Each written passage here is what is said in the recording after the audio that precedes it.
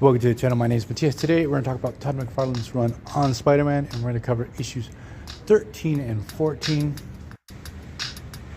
That oddly he brings back the black suit, because I've heard in many interviews with McFarlane that he really hated that suit. And this is almost his last story on this run. The story is actually pretty good. So without further ado, let's get into this. So the basic premise of the story is that Peter Parker finds out that homeless people are disappearing all over the city. So he ends up crossing paths with this gigantic homeless dude that's kidnapping other homeless people and dragging them back into the sewers. When he tries to follow him down, he's swarmed by a whole horde of crazy homeless dudes. Spider-Man doesn't really want to hurt these people, so he makes a strategic escape. So he goes back to his pad and decides to use the black costume because he wants to go into the sewers in pure stealth mode. So he goes back down. He fails miserably because right off the bat he's attacked by these crazy bums. So what we find out is that we have this community underground. These guys are like the Morlocks of the Morlocks. Like, these guys are not in the best shape.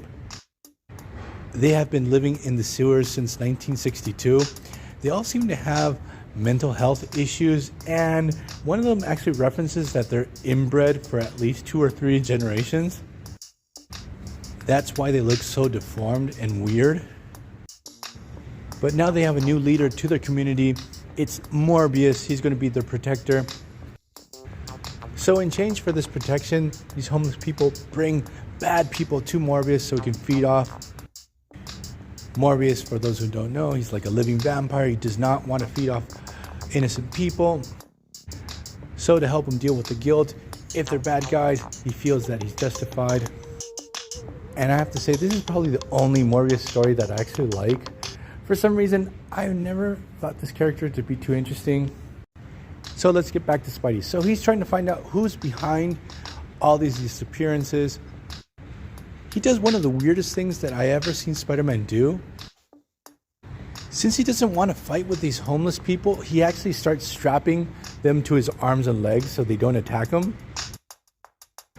Spider-Man's literally using human shields.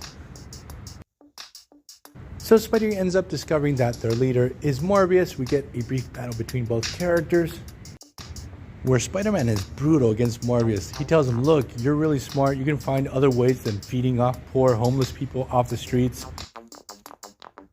Morbius tells Spider-Man, look, they're only bringing me bad guys, people that steal, that murder.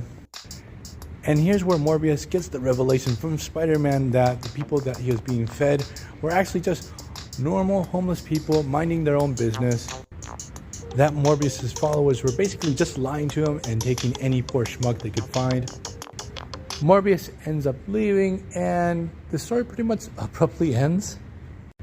I'm not sure if these same homeless people further down the line end up hanging out with the Abomination. But the thing is, I'm going to leave this video here. I hope you guys liked it. See you guys next time. Bye.